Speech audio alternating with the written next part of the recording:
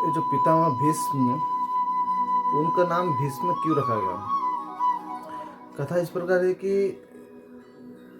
एक राजा थे, इक्ष्वाकु वंश का एक राजा थे। उनका नाम था महाभिषेक, उसका नाम था। ठीक है। वो राजा बहुत सत्यनिष्ठ थे और बहुत, क्या बोलते, वीर भी थे। और उन्होंने बहुत अश्वमेध यज्ञ भी किया था और बहुत उन्होंने राजस्व यज्ञ भी किए थे उन्होंने।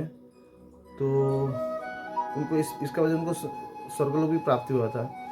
तो एक बार क्या हुआ ना, सारा देवता और राजश्री और उन्होंने खुद महाभिषेक भी, उन्होंने भी गए थे महाभिषेक, हाँ, उन्होंने भी गए थे अपना ब्रह्मलोक में, वहाँ पर ब्रह्मा के सेवा में लगे थे। तो उस टाइम में ब्रह्मा का जो सभास्थली था वहाँ पर माता गंगा देवी ने भी गए थे। तो सभास्थल में बैठे थे तो गंगा जी का शरीर से थोड़ा सा उनका जो दुपट्टा थोड़ा फिसल गया। जिसे दुपट्टा फिसल गया, बाकी सारा देवता तो अपना आँख बंद करके नीचे मुंडी कर दिए, लेकिन वो राजा जी उनको देखते रहे। जैसे उन्होंने देखते रहे तो ब्रह्मा जी इस सीन को देख लिया। तो ब्रह्मा जी उनको क्या किया, उनको श्राप देते कि तुम एक काम करो, तुम मर्त्य लोक में जाओ। तो बोले ठीक है। उनका जो उनको शिरोधार्य करके उन्होंने मर्त्य लोक में आए। जब उन्होंने मर्त्य लोक में आए, उन्होंने बोला कि मैं आऊँगा तो, लेकिन किस में आऊँगा ना, पूर्ववंश का जो प्रतीप बोल के एक राजा है, उनका मैं बेटा बनूंगा। बोले ठीक है। तो उनको फिर वहाँ पे भी पूर्ववंश में प्रतीप जो राजा थे, उनका कोई संतान नहीं हो रहा था। तो इसलिए उन्होंने एक बार उनका पत्नी और वो दोनों जाके तपस्या करे तो उनको एक संतान मिला, जिसका ये महाभिषेक उनका संतान होकर आए। जब महाभिषेक उनका संतान होकर आए तभी उनका ये हुआ कि उन्होंने बोला कि बेटा, एक आपको कोई सुंदरी कन्या मिलेगा, उसको कुछ मत बोलना, आपसे शादी, वो तेरे से शादी करना तो उसको शादी कराना। बोला ठीक है। तो बाद उन्होंने क्या किया, महाभिषेक उनका नाम, उनका वंश उसके नाश होने जा रहा था, शांत हो गया था उनका वंश, इसलिए उनका नाम रखा गया शांतनु। और महाभिषेक ही फिर उन्होंने शांतनु हो गए। तो फिर शांतनु एक बार फिर उन्होंने फिर शिकार खेलते खेलते उन्होंने जमुना के तट पर घूम रहे थे, वहाँ पर देखा एक सुंदर कन्या है, गंगा, अपने गंगा के तट पर जा रहे थे। तो उन्होंने उनको पूछा आपका नाम क्या है, सब जब पूछे तो वो तो साक्षात गंगा थे, वो भी उनका बातों में सहमत हो गए। फिर दोनों का ब्याह होता है। तो ब्याह तो उन्होंने, गंगा जी उनको बोलते कि मेरा एक शर्त है कि ना, मैं जो कुछ काम करूँ आप मेरे को कभी रोकना मत, इसको जिस दिन आप मेरे को रोक दोगे उस दिन आपको मैं छोड़ के भाग जाऊँगा। तो बोलते चलो ठीक है। फिर चलते, उनका संसार चलता है। फिर कुछ दिन बाद उनका एक संतान होता है। तो गंगा क्या करते हैं, संतान को लेके अपने गंगा में बहा देती है। तो राजा तो देखते हैं, अच्छा तो नहीं लगता, लेकिन क्या करे, पत्नी को बात को बोला, उनको कोई रोका क्या नहीं, इसलिए उनको कुछ रोका नहीं, फिर हो गया बात। ऐसे करते करते उनका 7 पुत्रों को गंगा ने अपना नदी में बहा दिया। तब वो जब उनका 8वां संतान हुआ तो शांतनु को रहा नहीं गया। शांतनु को पूछे अब कौन है ध्रुव, कि देखो मैं तो दोबारा शादी नहीं किया, लेकिन आप तो अकेले हैं, अगर शादी वादी नहीं करोगे तो हमारा राज्य से कौन चलाएगा, इसका मैं सोच रहा हूँ, चिंतन होता है।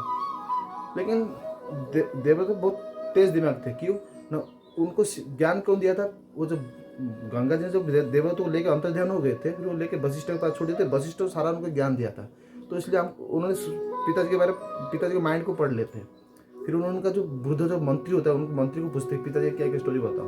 मैं ऐसे कहा पिताजी गए थे ये करने के लिए, वहाँ पे एक निषाद राज का कन्या को देखा तो उनको शादी करने में इच्छा हुआ, लेकिन उसका पिताजी ने बोला कि अगर उसका शादी कर, उसका संतान होगा जो उत्पन्न होगा, उसको ही अगर राजा बनाओगे तभी मैं अपना बेटी से आपसे शादी कराऊंगा।